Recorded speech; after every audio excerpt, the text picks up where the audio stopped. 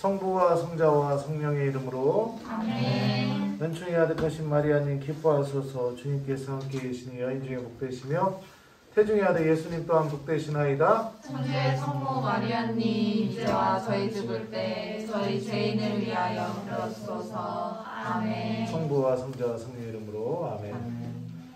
딱 15분!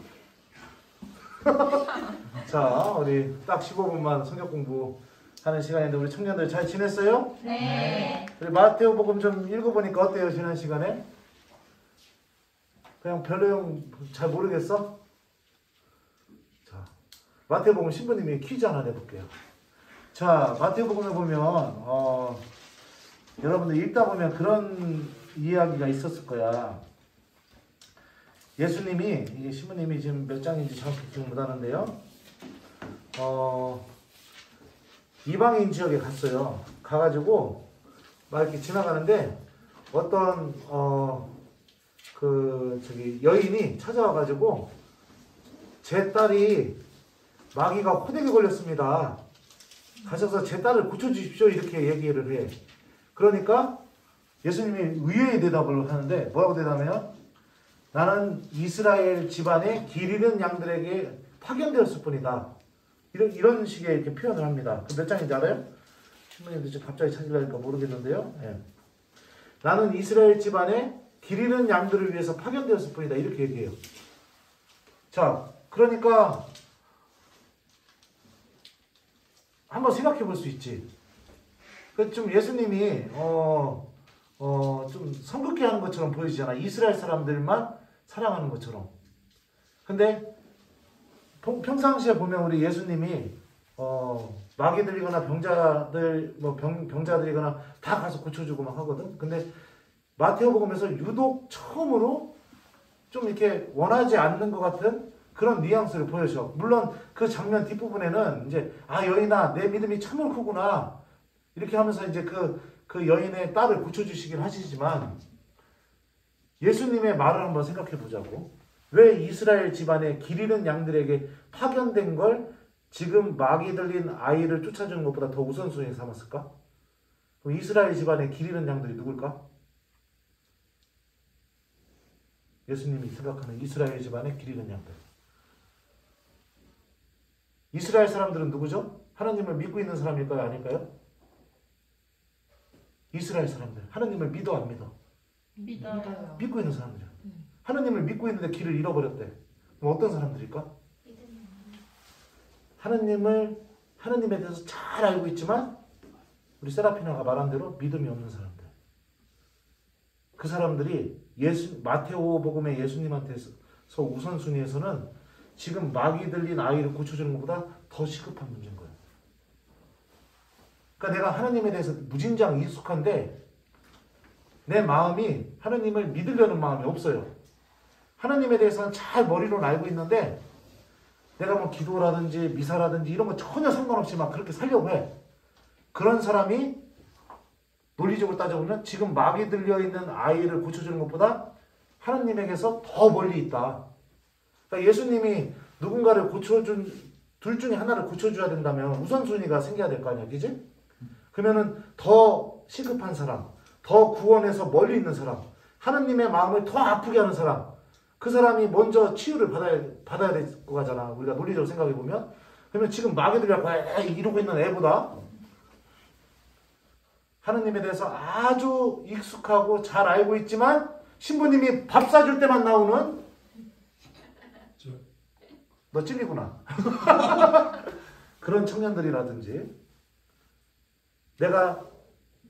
내 믿음이 나에게 힘을 주지 못하는 사람들, 그리고 하나님에 대해서 잘 알고 있지만 기도 한번 할 줄 모르는 사람들, 그리고 또 신부님이 강론 때 어떤 이야기를 해줘도 귀에 전혀 들리지 않는 사람들. 물론 그거는 또 다른 문제도 있어. 신부님도 강론을 잘해야 된다는 전제 조건으로. 그러니까 마음이 아주 딱딱하게 굳어버린 사람들, 하나님에 대해서. 그 사람들이 지금 마귀를 고쳐주는 것보다 예수님 입장에서는 더 구원에서 멀리 있다는 거지. 그러니까 우리와 함께 계시는 예수님은 그런 분이셔. 그러니까 지금 당장 뭔가를 이렇게 고쳐주고 이런 게 아니야. 그러니까 구원에 있어서 정말로 누가 더 멀리 떨어져 있는가? 마태복음 예수님은 그 기준으로 사람들을 만나고 치유해 주시고 그래. 그러면은 우리 이스라엘 집안의 길 잃은 양들이라는 비유가 말씀이 우리 자신이 될 수도 있거든. 신부님일 수도 있거든. 신부님 봐봐. 하느님에 대해서 얼마나 잘 알아.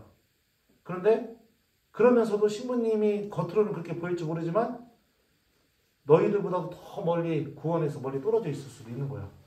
마태복음의 예수님의 눈으로 보자면. 실제로 너희들 아직 예수님 순환 장면 안 읽었지? 안 읽었는데 순환 장면 읽을 때 수석 사제들이 예수님 부활을 목격한 경비병들한테 무엇을 시키는지 잘 봐봐. 마태복음 마지막 부분에 나옵니다. 수석 사제들, 그러니까 지금을 따지면 뭐 신부님 주변인들이지. 경비병들을 돈으로 매수해. 사제가 모든 일을 하는 그 힘의 기준이 뭐냐면 하느님 말씀이어야 되거든. 근데 하느님에 대해서 가장 잘 알고 있는 수석사제들이 누구보다도 하느님하고 무진장 가까운 수석사제들이 어떻게 하느냐? 난처한 상황이 닥치게 되니까 정직, 솔직함, 진실 이런 걸 선택하는 게 아니라 돈을 주고 사람의 입을 막아버리는 이런 일들이 보여져. 그러니까 마태복음에서 보면은 읽으면서 또 하나의 포인트는 뭐냐면 누가 정말 길 잃은 양들일까? 이런 것들을 좀 포인트 잡아서 한번 읽어봐도 아주 재밌을 것 같아요. 혹시 읽으면서 질문 있었어요? 궁금한 거? 자, 그래 없으면 자 이제 우리 마르코 복음으로 넘어가도록 하죠. 마르코 복음서는 이제 이번 주에 너희들이 읽어야 될 복음서인데 이거 무진장 짧은 복음서예요. 그 마테오, 마르코, 루카, 요한 중에 제일 짧아. 그런데 복음서 중에 제일 먼저 쓰여진 게 마르코 복음서야. 그래서 마르코 복음서가 쓰여지게 되고 복음이 이렇게 쓰여지게 됩니다. 그리고 나서 마테오 복음서가 자신의 복음서를 쓸 때 마르코 복음서를 참고했을까 안 했을까? 네, 맞아요. 그래서 마테오 복음서가 마르코 복음서를 자신의 복음서를 쓸 때 참고를 했었습니다. 자, 루카 복음서는 참고했을까 안 했을까? 네, 루카 복음서도 참고를 했어요. 그래서 마테오, 마르코, 루카를 읽어보면 하나의 사건이 있을 때마다 사건 제목이 있잖아. 제목 옆에 가로 열고 마테오 복음 몇 장 몇 절, 마르코 복음 몇 장 몇 절 이렇게 써 있어. 그 이유가 뭐냐면은 마르코 복음서에서 나오는 내용이 마테오 복음에서는 이렇게 이렇게 이야기하고 있고 루카 복음에서는 이렇게 이야기하고 있다. 같은 내용을 갖고 서로 미묘하게 차이가 나게 이야기하고 있다는 것을 이렇게 보라고 이렇게 가로 열고 써놨어요. 이거를 뭐라고 하냐면은 공관이라고 합니다. 함께 바라봐야 될 복음서. 그래서 공관 복음서라고 하는데, 근데 마테오 복음서나 루카 복음서를 읽어보면 마르코 복음서에는 똑같이 마르코 복음서에도 나오게 되는데 루카랑 마테오를 비교해서 읽다 보면 마르코에는 안 나오는데 루카 복음하고 마테오 복음하고 둘이 똑같이 나오는 이야기가 있어요. 또 하나의 이야기가 있습니다. 이거를 뭐라고 하냐면 예수 어록이라고 해요. 학자들 얘기해요. 그래서 마테오와 루카는 마르코 복음서도 참고를 했었고, 그리고 마르코 복음에는 안 나오는 내용, 그런데 마테오와 루카에는 나오는 내용, 요거를 예수 어록이라는 또 하나의, 지금 전해지진 않지만 분명히 또 하나의 책이 있었을 것이다, 이런 전승이 있었을 것이다 라고 해가지고 이렇게 학자들이 추측을 합니다. 여기서 또 뭐 마테오 복음의 고유 이야기, 또 마르코 복음의 고유 이야기 뭐 이런 것도 있어요. 이거를 어려운 말로 뭐라고 하냐면 다 같이 따라해보죠. 이출전설. 이출전설. 이출. 그러니까 두 개의 원천에서 마테오와 마르코가 참고해서 복음서를 사용했다라고 해서 이출전설이라고 해요. 기본적으로 알고 있으면 좋을 것 같아요. 중요한 건 마르코 복음서가 어떤 복음서냐. 마르코 복음서 무진장 짧아요. 여러분들 내용이 짧은 이야기는 다양한 메시지를 담고 있을까? 아니면 임팩트 있게 하나의 메시지를 담고 있을까? 임팩트. 보통은 임팩트 있게 하나의 이야기를 딱 쓰려고 할 때 이야기가 좀 짧게 되지. 근데 이야기가 꼬리에 꼬리를 물고 하면은 얘기가 좀 더 길어지게 되고 분량이 많아지지. 마르코 복음서는 아주 임팩트 있는 복음서예요. 물론 사건들 하나하나를 들여다보면 예수님의 다양한 모습을 볼 수 있지만 전체적으로 사건들이 나열되는 것들을 딱 봤을 때 딱 하나의 메시지를 이야기하고 싶어요. 아주 임팩트 있는 메시지. 그게 뭐냐? 예수님의 십자가입니다. 이걸 이야기하고 싶어요. 십자가. 그래서 마르코복음 읽어보면 1장부터 어떤 일이 벌어지냐면 마귀들이 나타나서 예수님 딱 만나서 얘기해 막 당신은 하느님의 거룩하신 분이십니다 하니까 예수님 뭐라고 해? 조용히 하여라. 이 표현이 자주 나와. 병자들 고쳐줬을 때도 예수님 뭐라고 하냐면 아무에게 이야기하지 마라. 이렇게 얘기해. 이제 읽어보면 알겠지만 아무한테도 얘기하지 말아요. 조용히 하래. 당신이 누군지 자꾸 이야기하지 못하게 요구를 하셔. 마르코복음서 예수님은. 왜 그럴까? 우리가 생각해보면 예수님이 막 널리 알려져야 사람들이 예수님한테 더 많이 오고 믿고 막 그럴 텐데 마르코가 전하는 예수님은 자꾸 뭐 기적을 보여주거나 막 이럴 때마다 아무 말도 하지 마. 나에 대해서 아무 얘기도 하지 마. 막 이렇게 얘기한다니까? 왜 그럴까? 예수님이 샤이해서? 왜 그러냐면 기적을 일으키는 예수님 모습만 보고 아 저분이 하느님의 아드님이시다 이렇게 생각하지 않게 하기 위해서 하느님의 아드님이 어떤 분이신지를 다 체험시켜주고 싶어서 실제로 그래서 예수님 십자가 아래에서 백인대장이요. 우리 한번 찾아볼까요? 자 마르코복음서 15분 넘었으면 얘기해줘. 마르코복음서 자 뒷부분이에요. 자 뒷부분에 보면 자 여기 있습니다. 자 마르코복음서 15장 자 38절입니다. 38절 39절 찾았어요? 네. 신부님 읽어줄게요. 그때 성전 위장이 위에서 아래로 두 갈래로 찢어졌다. 그리고 예수님을 마주보고 서있던 백인대장이 그분께서 그렇게 숨을 거두시는 것을 보고 자 예수님이 그렇게 죽는 것을 보고 십자가 위에서 예수님이 어떻게 죽은지를 다 보고 난 뒤에 참으로 이 사람은 하나님의 아드님이셨다 하고 말하였다 이렇게 나와요. 이 부분이 사람의 입으로 처음으로 예수님을 하느님의 아드님이라고 이야기하는 장면이야.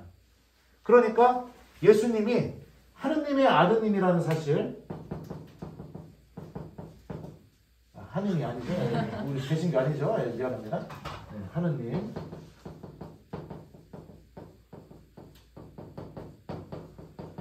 아드님이라는 고백이 어디서 나오냐면 예수님의 십자가 죽음에서 여기서 터져나오게 됩니다. 그러니까 마르코복음에서의 예수님은 나 살리려고 목숨까지 내어놓으려고 쉽게 얘기하면 뭐 이런 표현은 비유가 안 되겠지만 그냥 나 살리려고 환장하신 분이야. 어떻게 살리려고. 내가 예수님 손에 못 박아도 예수님 앞에서 욕을 해도 소리 질러도 외면해도 마르코복음서 예수님은 그런 나를 살리기 위해서 기꺼이 목숨을 내어놓으시는 분. 그런 예수님의 죽음을 다 바라보고 나서 그 백인대장은 처음으로 마르코복음서에서 하느님의 아드님이라고 이렇게 고백을 하게 됩니다.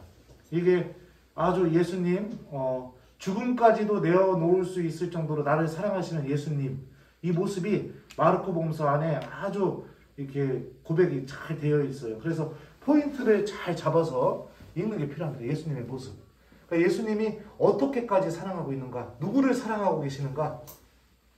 그 다음에 정말로 예수님께서 기적을 일으키거나 뭐 이렇게 예수님을 만난 사람들을 한번 쫙 봐봐봐요. 그러면은 다 물론 다른 복음서도 마르코 복음서를 참고해서 비슷하긴 하지만 율법적으로 죄인들, 하나님 구원에서 멀리 떨어져 있는 사람들, 막 이런 사람들을 마르코 복음서 예수님은 다 이렇게 만나면서 십자가를 향해서 가게 됩니다. 이 중간에 한번 고백이 일어나요. 베드로의 신앙 고백.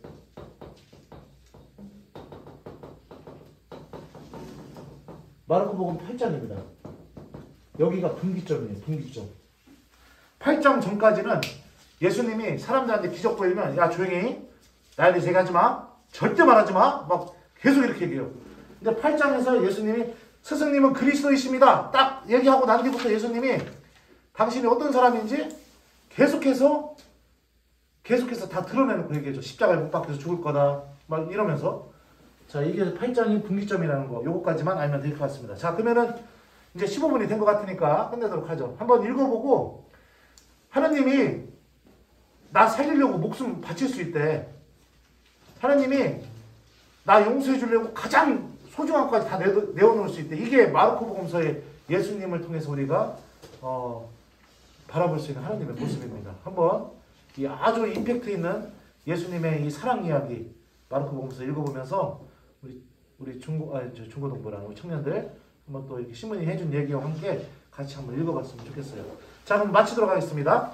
성부와 성자와 성령의 이름으로 아멘. 주님께서 여러분과 함께 또한 사제의 영과 함께 전능하신 천주 성부와 성자와 성령께서는 여기 있는 저희 모두에게 강복하소서. 아멘. 성부와 성자와 성령의 이름으로 아멘. 자, 수고하셨습니다. 감사합니다.